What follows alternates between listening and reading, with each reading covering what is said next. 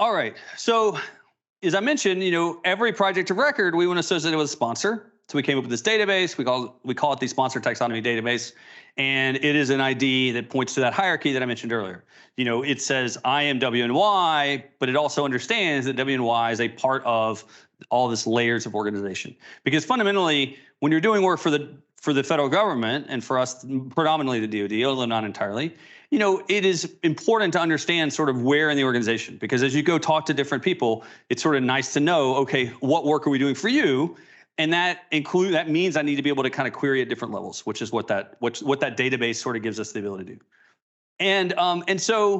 So what Portana does is it is able to go and read data out of these three data sources, the existing data store that has our historical, all these charge codes, et cetera, personnel data, and then also this project of record concept out of what we call the master project list. And then lastly, this sponsor taxonomy. In other words, when I get the sponsor ID, what does it mean? I'll go query the sponsor database to figure that out. So those are sort of the three data products that we basically read from a Portana standpoint.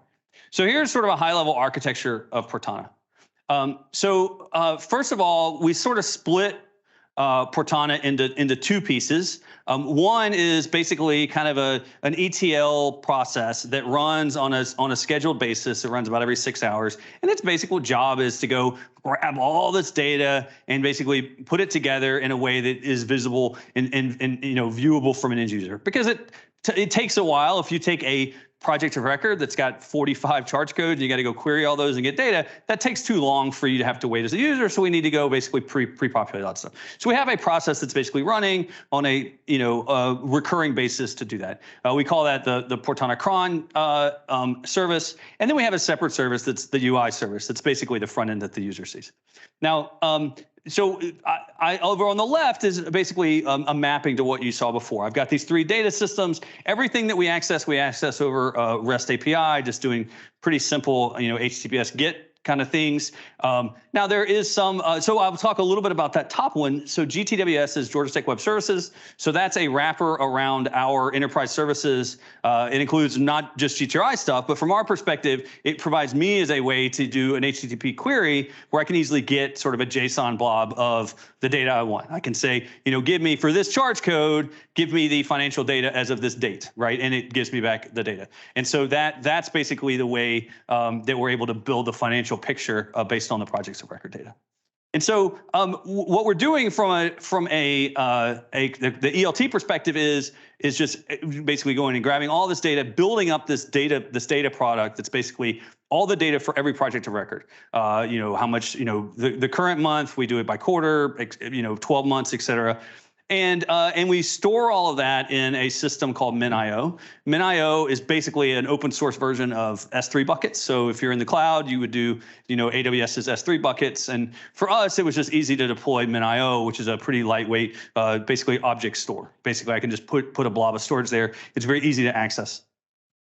Now, the database for sponsor taxonomy, which I'm not really getting into for what the architecture of that system is, but that database is a Postgres database. Doesn't really matter though, because we access it as a REST API hit. So from a Portana perspective, it doesn't really matter. And now there's a whole nother tool and a whole nother discussion we can have about a separate process that happened here called Backstop, which was a tool that that project managers, effectively project directors, can use to manage their projects, and it ties into this because it has a project of record sort of view of the world. I'm not getting into all that, but it's basically where you decided to be the official caretaker of the MPL. So Portana does not actually store anything. All it does is basically bring in all this data, turn it into something useful, and then let you kind of poke and prod at the data.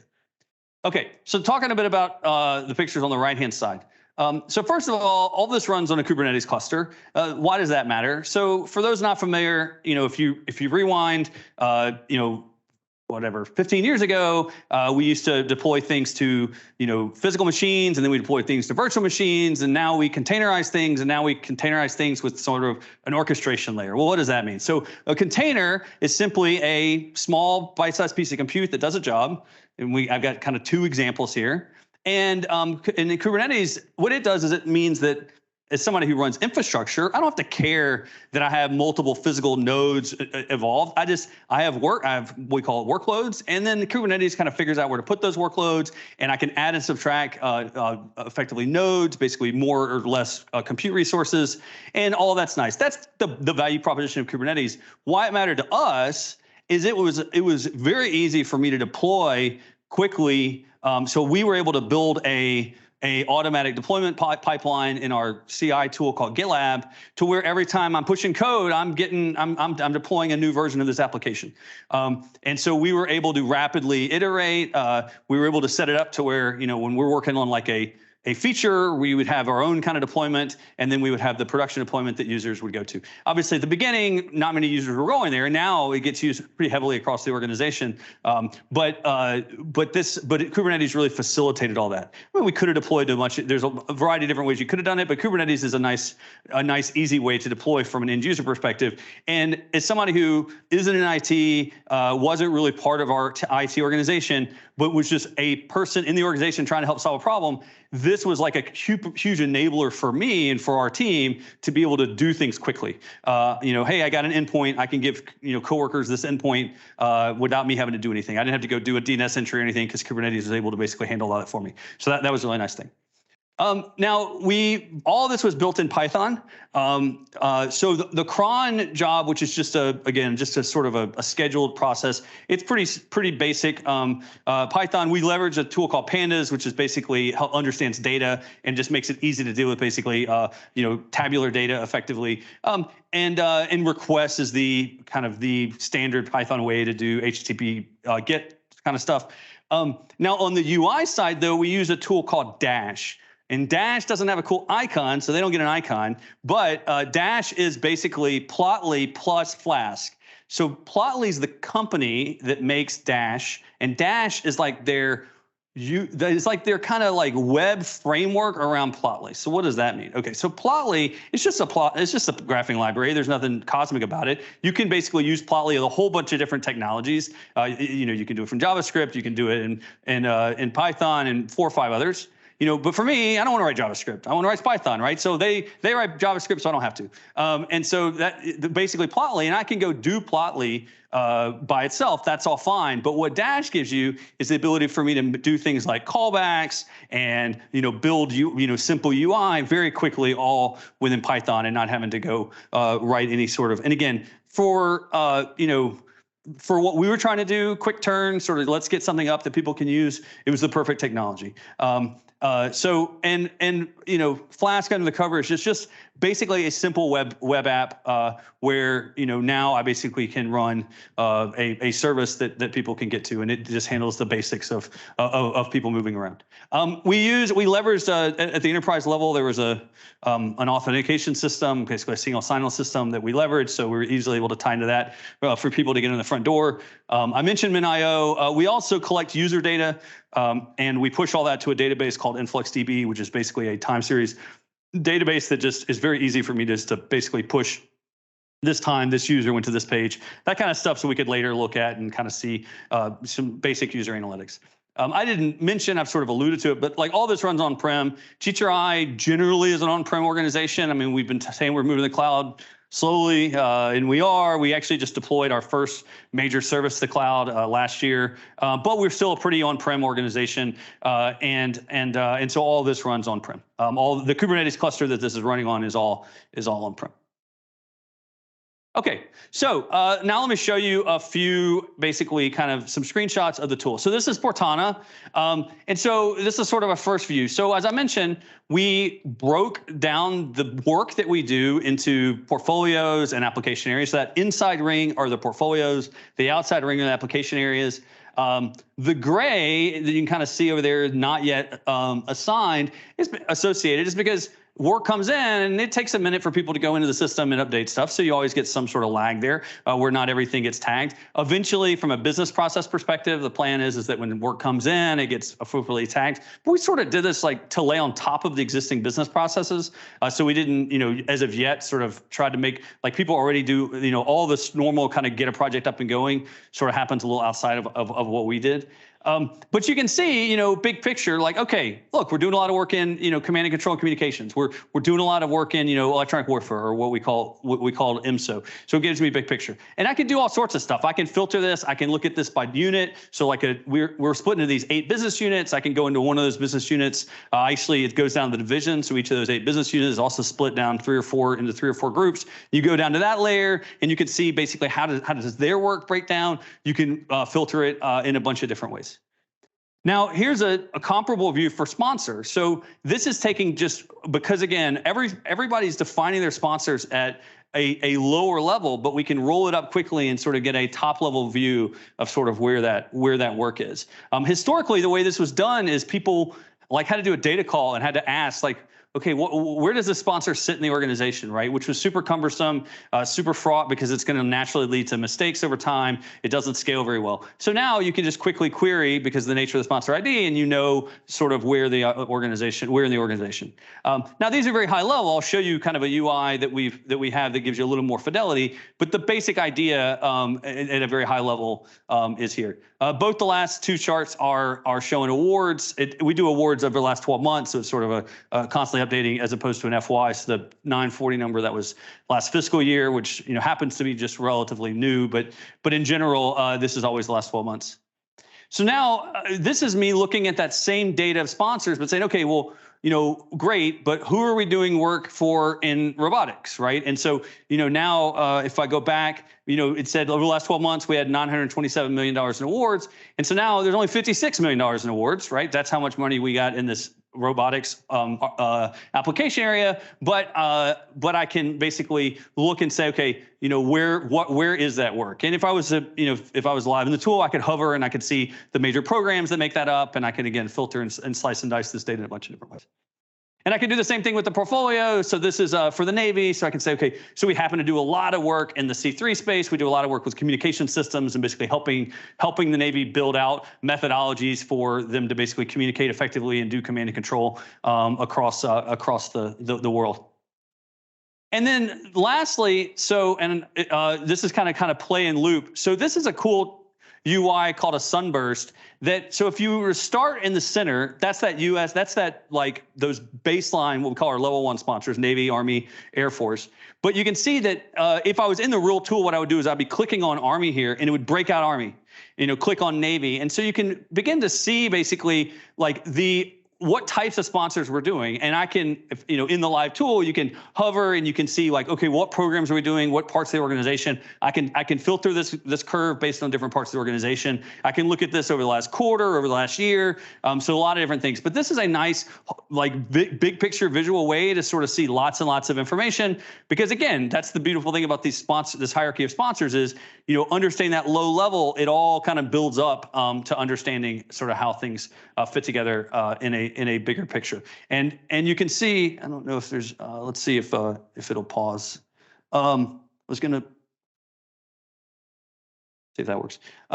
So yeah, so you can see here on this big picture one, if we go back to that picture I showed before, okay, yeah, there's roughly the same amount of work happening in the Army and the Navy, a little bit more in the Air Force, but like, where's that work happening, right? You can see in the Air Force, WNY, that's that sponsor I talked about at the beginning, down at Warner Robins. You can see how much of a large piece, and as I mentioned, WN, that's the office symbol for the Agile Combat Systems, which is the group I mentioned. You see, there's nothing else we're doing for them except for the work with WNY, but with AFL-CMC, we're also doing work for these other groups. Now, those names don't necessarily mean anything to you, but if you're working in that area, they do mean something. And if you hover, they sort of tell you they're basically different program offices within the Air Force doing different kinds of work. And you can see, generally a lot more diversity within the other services. And then gray is basically all that DoD work that we're doing that's not for a service. So there's lots. You see things like MDA, Missile Defense Agency, DARPA, NSA, et cetera. Okay, so. In conclusion, we set out to basically solve 2 fundamental business problems.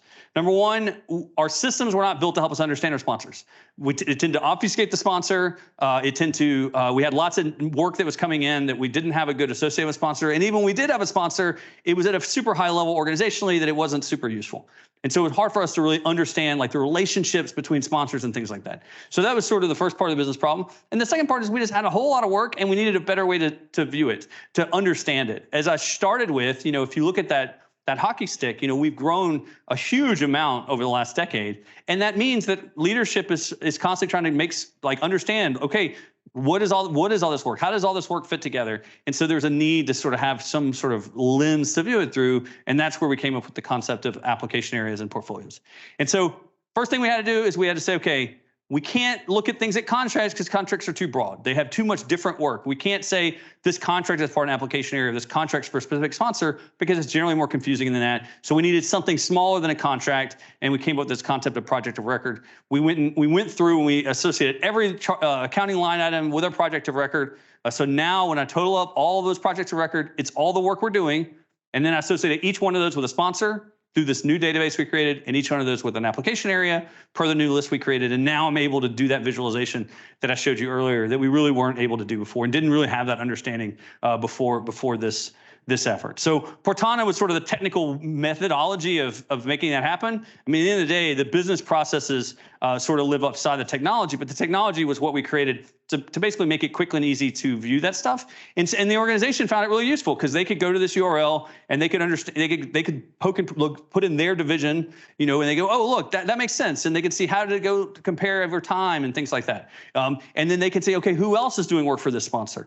How might I connect dots across the organization so I can better understand how things fit together? So from that perspective, it's been very beneficial. I think, Kubernetes was a huge enabler. Our CI system, GitLab was a huge enabler. Dash was a huge enabler. But at the end of the day, we were able to basically rapidly push out software to sort of help solve this problem. All right, any questions? Appreciate everyone's time. Yeah, that was you.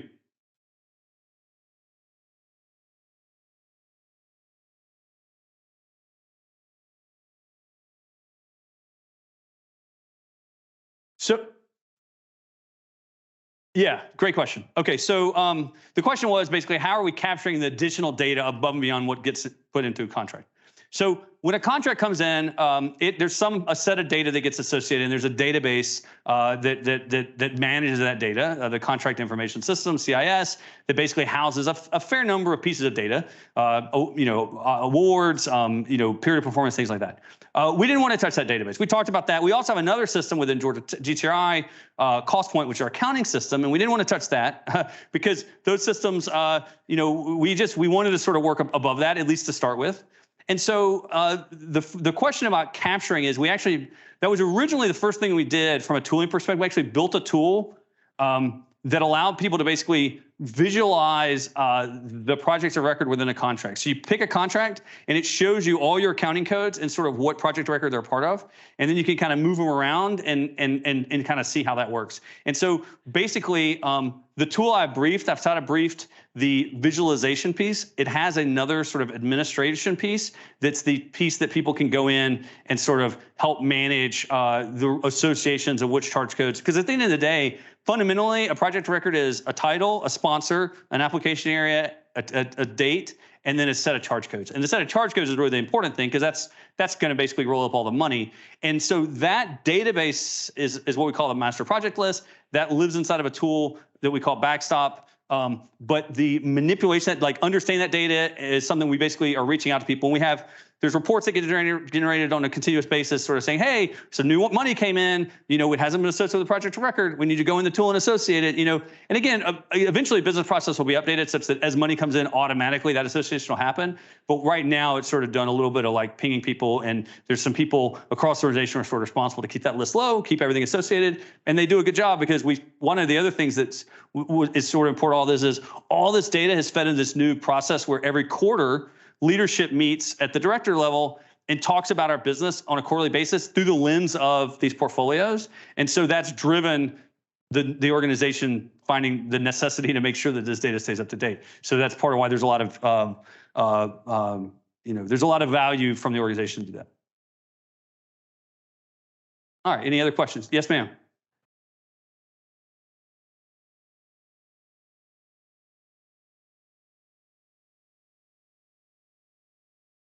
So the first phone call that we had to talk about this thing at all was in January of, I hate that, what March did the pandemic start? 2020. So January of 21, I remember we had the first call because I remember it was in the vaccination line when we had it. And so maybe it was February or whatever. But that was the first call. So that was, but you know, a lot of it was ideation, right? When did we start writing software? We probably started writing software it probably took us about 8 months of kind of ideating and on the, and really the thing that was interesting is sort of the building the airplane, like the data was evolving and like our understanding of how we wanted the data was evolving as we were building the tooling.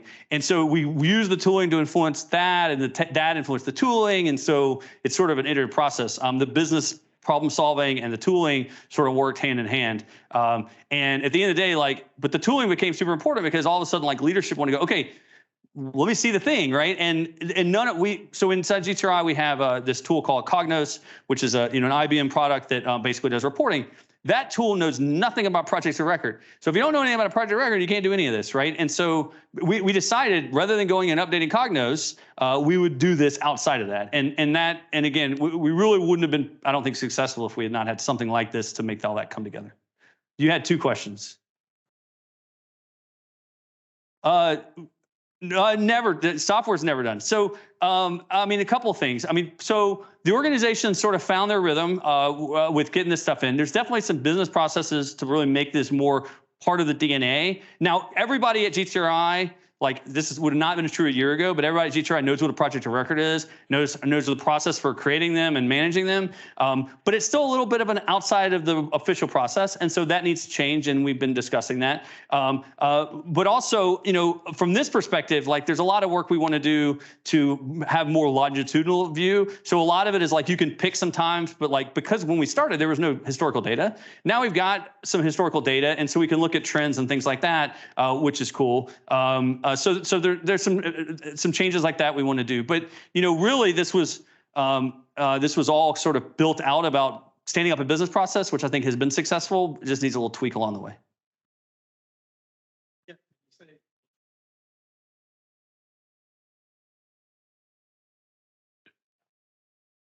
So I mean, fundamentally, I mean, a couple of things. I mean, first of all, that team was busy and they didn't, when we kind of approached them and said, hey, we need some tools. We don't quite know exactly what we need, but we need some things that do this.